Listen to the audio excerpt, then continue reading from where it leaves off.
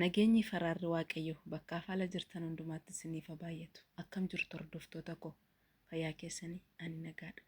Akkam jirtu warra amantaa biraa harka fuune nagaa keessanii ani nagaadha. Waaqayyoof galanni guddaan haa ta'u. Marree maal fuula keenya duratti ciraa jirti jechuun keessan afaan qabu. Shunkurtii yookiis basalii afaan Arabaan kan jedhamu kana ciraan jira. Maal hojjechuuf jettaanaan jechuun keessan afaan qabu. Hanga dhumaatti nafaana tura. Turtii keessan hanga dhumaatti yoo nafaana ta'e maal akkan hojjechaa jiru adda baafachuun keessan salphaadha. Salphaatti adda baafattu jechuudha. Kanaaf hanga dhumaatti nafaana turaa, na hordofaa, yaada qabdan koomentii jalatti naaf barreessaa, laayik, sabskiraayib, riipoost gochuun warri maatiin taane maatii naaf ta'uun yaada qabdaniin na jajjabeessaan isiniin jedha. Obbolowwan koo shunkurtii akka kanatti erga ciranneen booddee maal gochuuf deemaa jirra laata? Hanga dhumaatti nafaana tura. Soorii kaameramaanii waan hin qabneef qofaa waraabnaa akkasittiin argisiisaa jirraan isiniin jedha faamilii. Nu of kalchaan isiniin jedha. Shunkurtii hammaraa jirraa jechuudha sitti. Shunkurtii yookiis basalii hakmaraan jira. Shunkurtii hakmaramaa jiru kana jechuudha hanganni yeroon loon daabii ta'u. Loon daabii jechuun bifa warqee hanganni ta'utti jechuudha xiqqoo ishee. Hanga kanatti nafaana tura. Naa waliin kottaa maal akkan gochaa jiru nafaana hordofaa adda baasa hanga dhumaatti jechuudha. Dogoggorri yoo jiraate na of kalchaa. Yaada qabdan koomentii jalatti naaf barreessaa.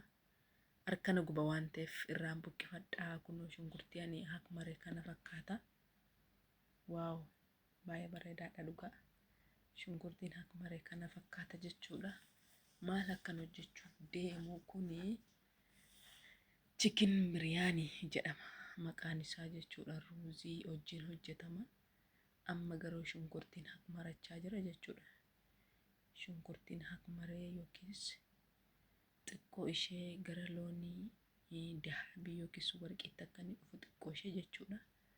Kunoo erga akkas ta'e shunkurtii xiqqoo keessatti hambifadhe sanaan immoo hindaanqoon keessa bubbuusaa jechuudha. Hindaanqoo akka kanattiin keessa bubbuufadha jechuudha.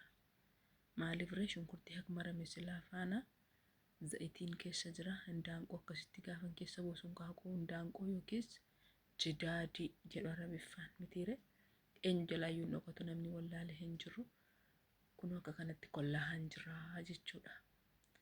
Kollaahaan jira akka kanatti kasbaraa itti naqachaan jira. Kasbaraa itti naqaan jira. Nyaata isaanii keessa kasbaraan yoo dhibe gaa nama komatu jirri hin beektu. Timaantimiin illee akkas keessaa hin dhibu. Hanga dhumaatti nafaana turaa waliin maknaa jechuudha. Waliin makanne sirriitti erga wal nyaachifannee booddee itti erga waliin maknee booddee qas jenneetuti xiqqoo ishee erga abiddarra taa'ee wal nyaata itti qadaaddanne. Kunoo akka kanatti gaafanni danfu jechuudha.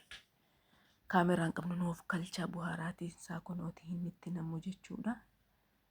Inni itti namu kanaadha. Kun suuqii kam suppermaarkeettii kamiitii hin dhibamu. Chikin biriyaanii jedhu buduraasaa yookiis daakuusaatu bitama jechuudha. Akka kanattiin itti naqadhaa jechuudha. Warra sila argitanii jirtu maal bichaa qaba timaantimii kasbaraa duwwaa qabaa jechuudha.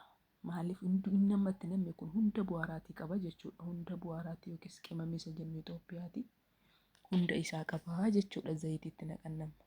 Bishaan danfifannee bishaan kanatti zayitiitti naqanna. Maal gochuuf deemna? Ruuzii affeeluuf deemna.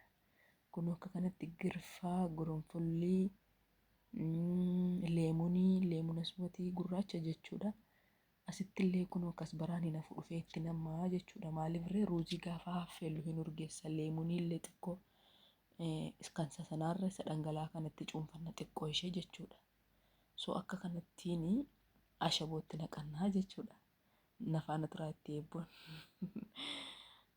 Kunoo akka kanatti nafaana turaa itti ashaboo isheetti natti amma asitti maal gochaa jirtire? Asitti ruuzii miicaa jirti jechuudha. Asitti ruuzii miicachaa jirti eebboon itti naquudhaaf. Asitti ruuzii ishee miicattee bishaan kee calalachaa jirti. musfaatti keessaa naqxee jechuudha bishaan miicatte kana. Bishaan sila danfe silaatti gadi naqannaa jechuudha. Bishaan dilallaatti yoo namni hin beektu ruuziin cadhaqedha. Bishaan danfaasaatti sirriitti yoo miicannee itti nanne yoo baay'atte daqiiqaa 20 hanga 15 irra turti. Yoo so'achi booddee bishaattis akkamii taate baati jechuudha. Yoo isaa ol ta'e laafee walitti qabata namatti hin tolu. Kanaafidha bishaan isaa danfuun kan barbaachise. Hanga bishaanitti naqachuu deemna. Kaameraa maanii hin qabnu ofii keenyaan waraabaa jirraan of kalcha. Hanga dhumaatti nu faana tura. Ruuzii keenyatti naqannaa jechuudha. Kunoo asitti bishaan sila danfitti ruuzii kana gadi naqannaa. Waliin makannee sochoofannee jechuudha. Bishaan kanatti akka kanatti itti qadaaddanna jechuudha. Ammallee hin xumurree jechuudha. Amma immoo maragi silaarraatti bishaan xiqqoo ishee fudhanna. Bishaan irra jirtu bishaan sugoo yookiis maragii jedhama. Isarraa xiqqoo isaaniitti fudhannee jechuudha. Kun xiqqoo ishee irraa fudhanna cirfaa tokko jechuudha. Achiin booddee hanga dhumaatti nafaana tura. Maal gochuuf deemti jechuun keessa nafaan qabu. Yoo nafaana turtanii adda baafattu hanga dhumaatti jechuudha. Kunoo ruuzii silaa jechuudha bishaatee. Ilaali eebbo inni bishaate ka dura. Ka adda baasi malee. Ilaalaa jirta. Akkasi kunoo ilaalaan jira bishaatee jira jechuudha. Kun akka kanatti gaafa ilaalamu bishaate dhiqisa jedhee miti beeka. Isa nyaatamuuf ta'e min yoo baay'ate daqiiqaa 20 jenne daqiiqaan 10 safee daqiiqaan 10 ganaachafee jira. Akka kanattiin shunkurtii silaa mara xixinnootti firfirsee jidaadii kana fidee itti naqaa jechuudha.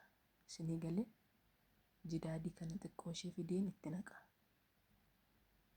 Bakka kunoo akka kanatti fidee irratti naqee otoo keessatti nambisine eebbo. Akka kanatti naaqa. Akka boo'icha warra guddaa itti boo gooneetti obbaafannee jirra. Ruuzii keenya immoo itti firfirsinaa jechuudha akka kanatti. Akka kanatti ruuzii sila affeelame itti firfirsina. Achiin booddee jechuudha gaa. Waliin mammakannee ol qixxeeffannee tuti maal gochuuf deemnaa isinitti fakkaate. Hanga dhumaatti nafaana tura. Shunkurtii silaa itti firfirfannaa jechuudha. Shunkurtii akka marame silaa itti firfirsinee achiin booddee maragi irraa fuudhame silaallee itti nannaa jechuudha. La argitanii eeyyuwaa maragiin silaa irratti firfirfamaa jechuudha. Yoo irratti hin firfirfamne jala darbiti jechuudha. Kun immoo kurkumiidha jechuudha. Mooyya zaafaraanii wajjiniin waliin makamee tuti kurkumii xiqqoo ishee wajjin akkasittiin baay'ee bareechisaa jechuudha. Bifa isaa yookiis loonii isaa waaw baay'ee namatti hin tolu. Kana fakkaataa galatoomaa ulfaadhaa waan na dhaggeeffattaniif waan na hordoftaniif viidiyoo biraa qabannee walitti amma dhi'ee